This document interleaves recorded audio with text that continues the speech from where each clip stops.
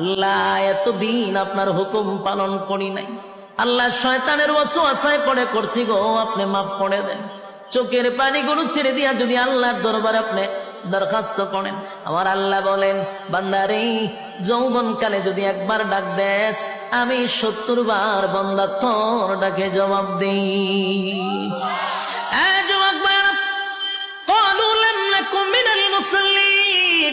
যারা দুনিয়ার জমিনে মুসল্লি ছিল না তারাই তো জাহান্নামী, এক নম্বরে জাহান্নামে যাওয়ার কারণ।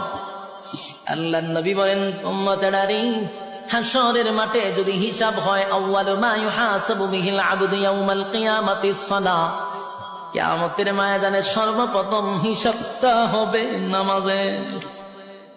বলুন কিসের? 1 নম্বর হিসাব হবে নামাজ। অথচ আমাদের সমাজের মানুষ নামাজটাকে বড় অবহেলা